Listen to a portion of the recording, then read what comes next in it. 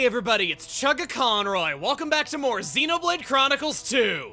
Last time, we began the arduous climb up the world tree. And things have been going pretty great for us. We've made a lot of headway already. This time, nowhere else to go but up. I can't really say it any differently than that. We're gonna keep going back across this gorge, see what's on the other side. So, starting off, we got the nuclear dump facility. Okay, so this works out. I've been advised to swim with Boreas. There's a lot of details to a lot of blades, and I can't really know them all, so you guys have been telling me to do this. Moment of truth, what's so special about this? Uh-huh. What are you, like, some kind of sea turtle or something? Oh, look at his little kickies! I don't know what you wanted me to see, but I assume it's the marshmallow legs just going like that. That's kind of cute, actually. I'm glad I saw that.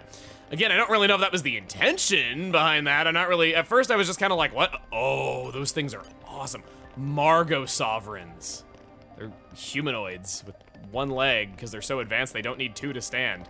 It's like they're showing off or something with their anti-gravity, just being like, yeah, I don't need walking. I let science do it for me. Haywire Kuzdal! He's spinning all around.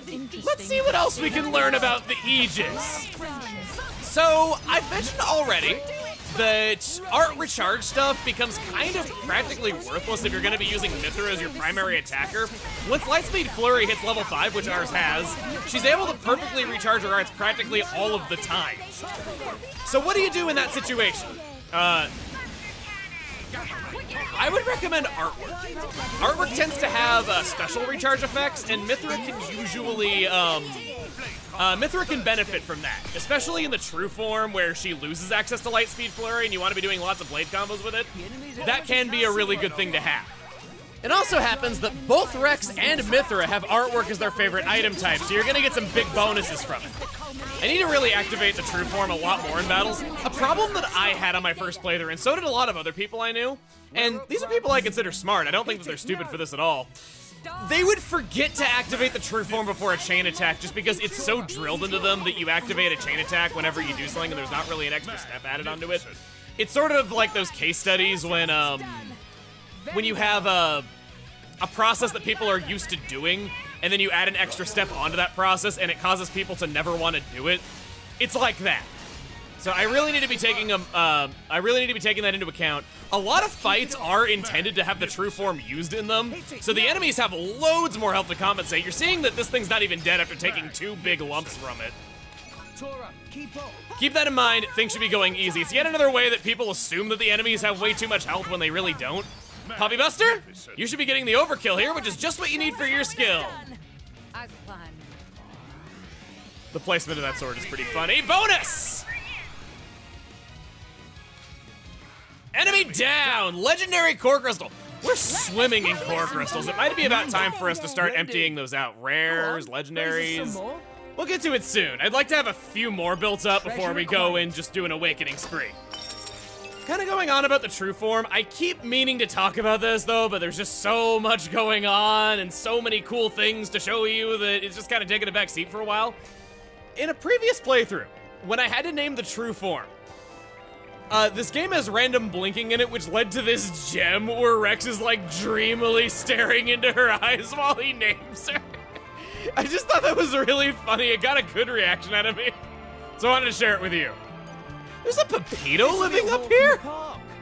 Do not underestimate them. Sure, give me what you got. I will kill you in your sleep on Christmas. Well done. I am a real American.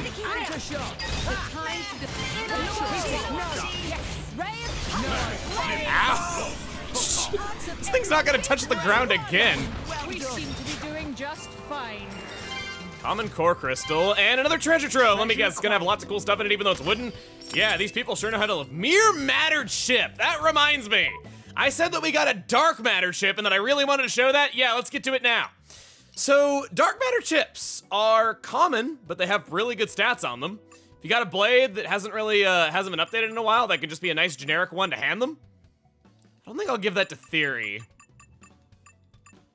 Yeah, sure, Boreas, I like you. Take the ball of despair. Oh, the Axion chip would have been better. Oh well. That is a better critical hit chance. Mithra can get up to 40%. What about Theory? You would get a great deal more auto attack, but you'd lose 15% on that. Pandoria would get stronger. She already has the Mirror Matter chip. What does the Mirror Matter chip give in the way of effects? Mithra gets spike damage. Lower aggro from auto attacks. Agility's kind of nice. That could make Mithra stronger, actually. Neo would have a nice support. Oh, she already has it. I guess past me thought that was a great idea, too. I haven't changed much. You already have that, and we know how good that is. You'd lose a lot of block rate if I did that. You get a double attack out of the deal, Theory, and a 56% critical rate. I think this is Theory's chip. It looks like it was just made to be with her. Katana of Demise. Heh, Theory's a katana. I guess you could say she's edgy. I actually was not waiting to make that one. It just sort of came to me in the moment. I know, I thought of a joke like that on the spot. No way. And we get to fight one of these Margot things. That's kind of neat. Okay. It's in front of this terminal. I no longer live in fear. Now I'm fired. I can take this opportunity to correct something about battles that I said in the past. I've said that fire is overrepresented in the cast. That's not actually true. I do still think that ice is kind of underrepresented because Cutie Pie has no reason to be ice. It's the worst element she can be, and you have the ability to switch by the time you get her. I count QT as a fire blade because she's stuck with that for a while, for pretty much as long as you, for a really long time, actually. But ice just doesn't really have much in it, and a lot of the blades aren't very good. That much is true, but there's not that many fire rare blades. I think that I unintentionally had my opinion of how many fire blades there were inflated, because so many of the guaranteed blades are fire. And because of that, on every playthrough, I just seemed to have so many fire blades that I was using all the time, and then it got even more with DLC thanks to Crossette being really overpowered and being available from the beginning. And also, if you watch speedruns, you see her all the time there too. It's just out of the blades that you see, fire is everywhere. And out of the blades you don't see, ice is, and out of the blades you don't see, yeah, ice has got to be the most neglected element of them all. So it kind of makes sense why I thought that, but I do want to retract that and say, yeah, I was wrong. If Cutie Pie is not counted, fire only has one more blade than ice, so it's not a huge, dearth of by comparison. So I want to thank everyone who pointed that out to me. There weren't that many who did actually, so this might be a pretty common belief that fire is this super common element. I think I also thought that just because it was a really easy element to design characters around and people are really drawn to it a lot of the time. Up we go here, opening the nuclear dump facility.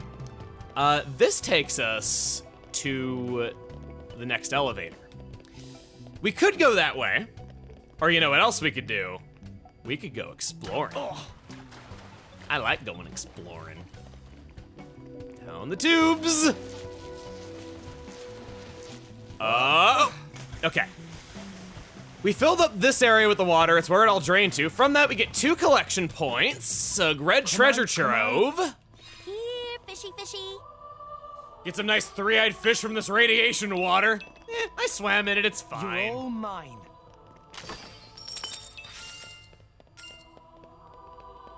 That's enough core crystals.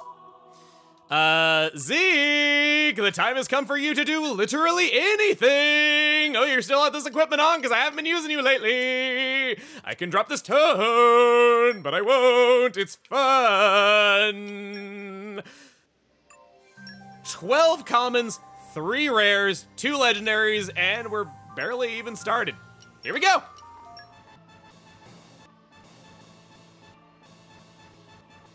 Two legendary core crystals. Fire and light are the only rare blade elements we don't have, so one of these is getting 5 fire boosters, one's getting 5 light boosters.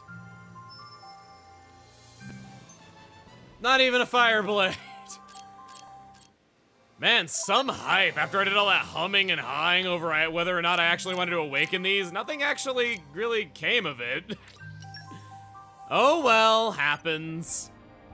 Now comes time for a heart-to-heart, and I'm giving you a few seconds to guess who is it going to be with. Did you get it right? What's up, Agate? Take a look at this.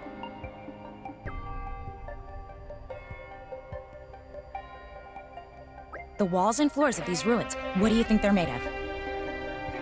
Just rocks?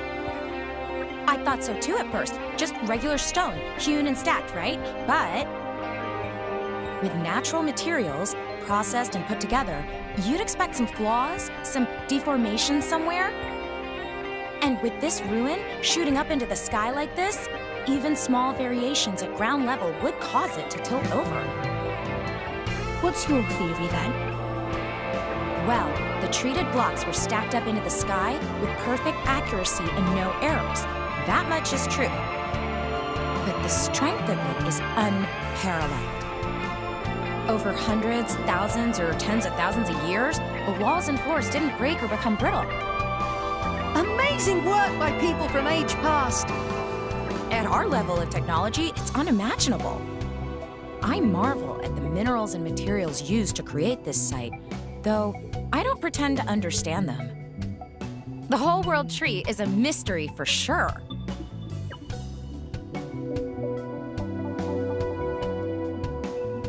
You seem pretty excited. Obviously. I'm curious about the construction, of course, but more than that, I love the adventure of it. Just thinking about the ancient people who built this place, about their hopes and dreams. And these symbols I can't read. Are they knowledge? Are they a warning? All these objects made of materials I've never seen before. Just being here makes me feel so alive, makes my mind soar. Yeah, I think I know what you mean. I can't even imagine how many people had to work on making a building as enormous as this one. Even just this wall probably took dozens of people hours, if not days. All of these people's blood, sweat, and tears sealed in these walls of stone. This place is like a crystallization of the ancients' wills. That's a nice way to put it. But yes, this wonderful lasting tribute is one of a kind on all rest. We should make sure to search the ruins thoroughly and find all we can about the ancient inhabitants.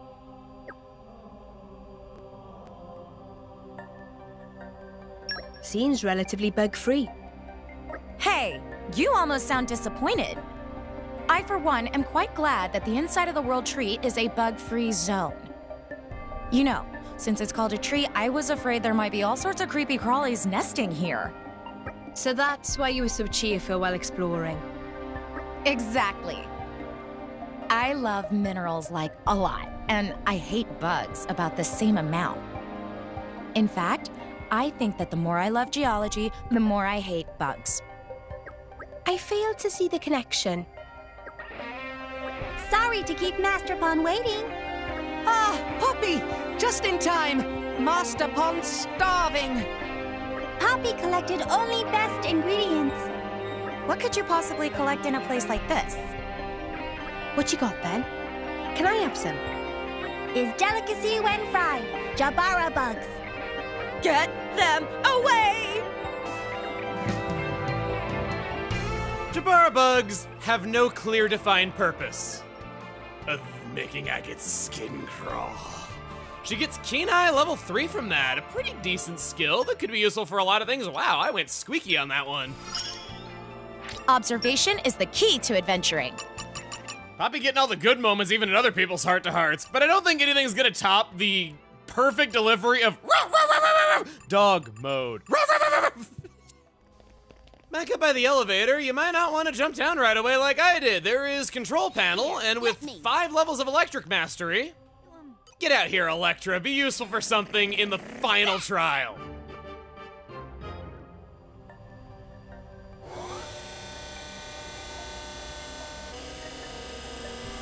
There's no landmark at the top of this, so that could make it a lot easier to get back up. Would have been nice. Would have been real nice.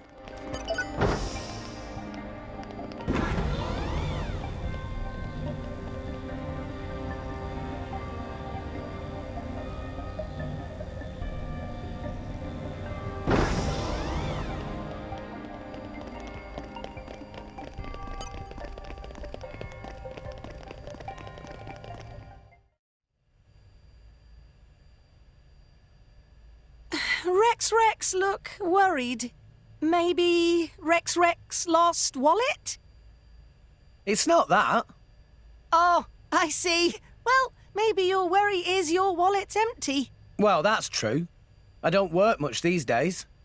Hey, why are you so interested in my finances all of a sudden? What is up with you, kid? You've been a right gloomy guts lately. I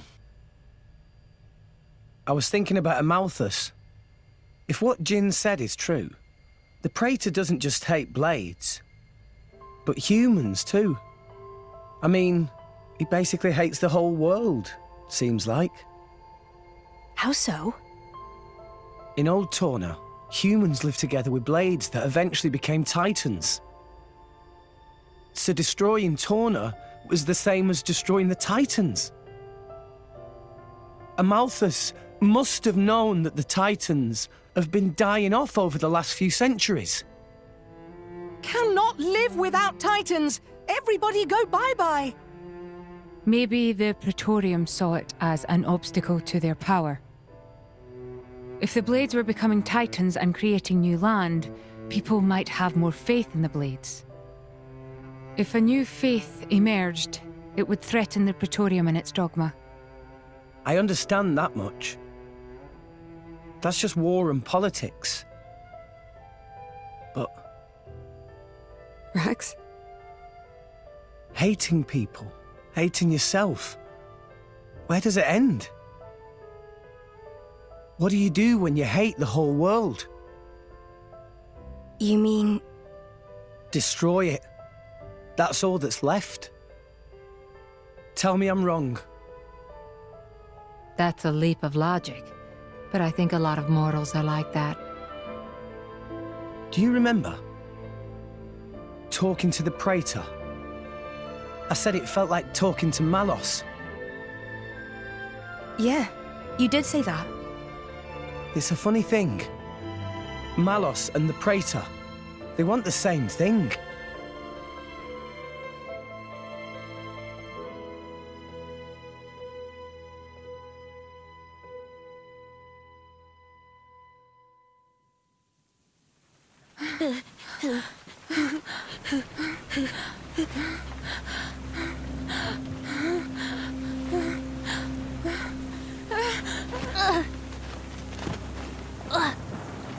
Mother... Emmy? What is it? Leaving you alone in the world like this. I failed you as a mother. Huh? But...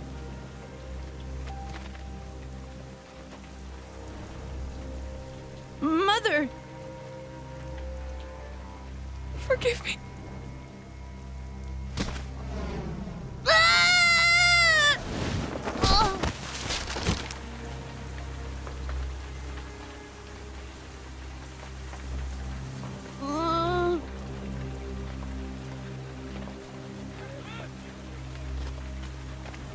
Where's she going?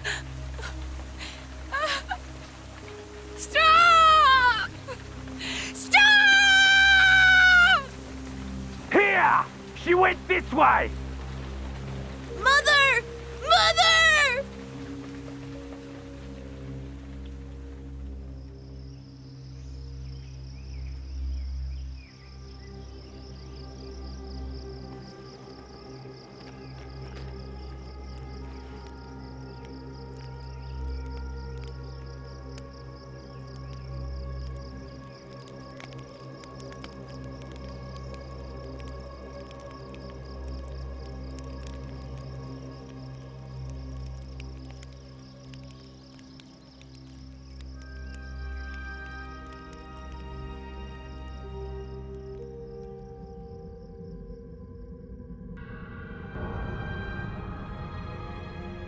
Mother.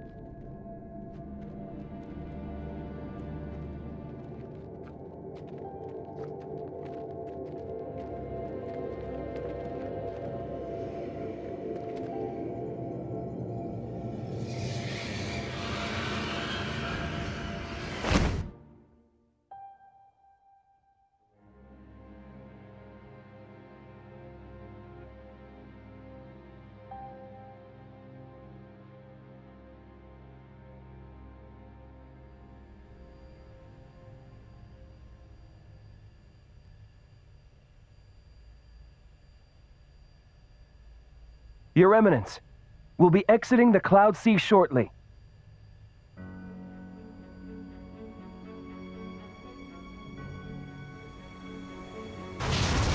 What? Below. A dark mass in the Cloud Sea. It's...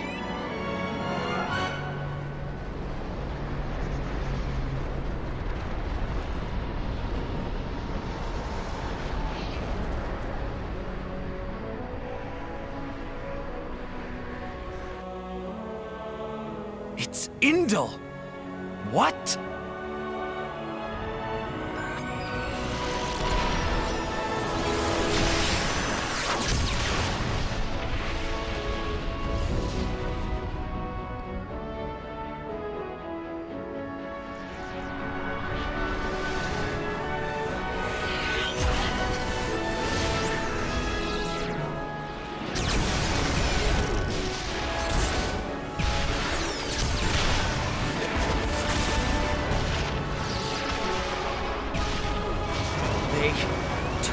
By surprise! Petroka, prepare the defenses. I'll analyze the threat. I'm on it! You need to counterattack, damn it! Stop trying to give orders and get to it! Ugh! Where's Mikhail? What a time to let us down! Mikhail's down below. Below? But... Got it! A bypass to the cannons. Watch this, scum!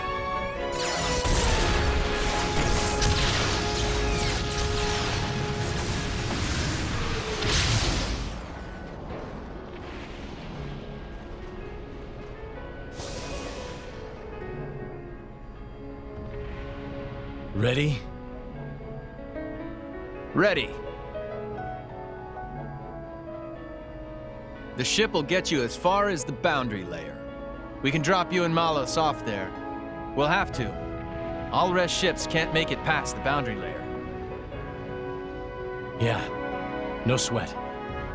Jin, you are okay with this, right?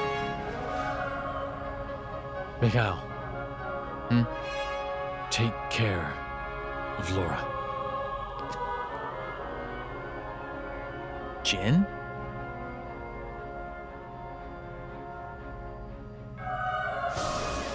Akos, fire up the blade bots. Time to strike. Jin! Malos! Indal. They got here sooner than we thought. They gave up on the boy pretty quick. No surprise. Hatch open. Ready to launch. Okay. Launch!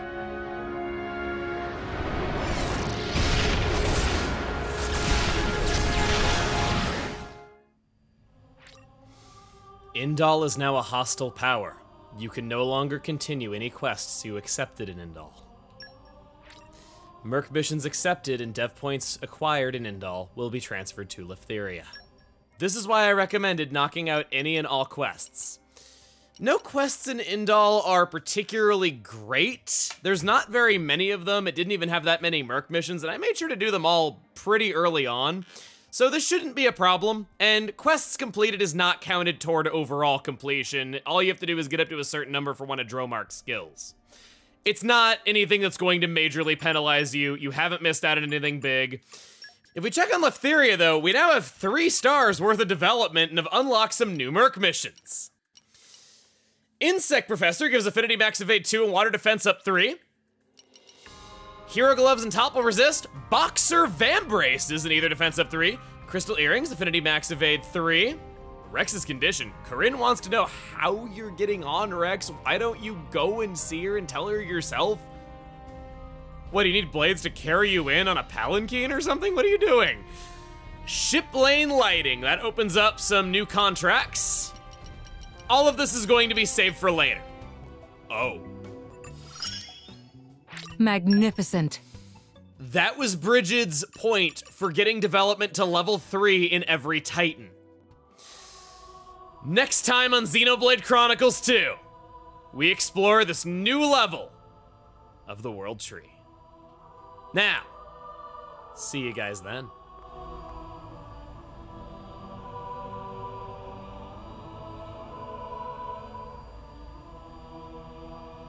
It's a new day, everyone! Look alive!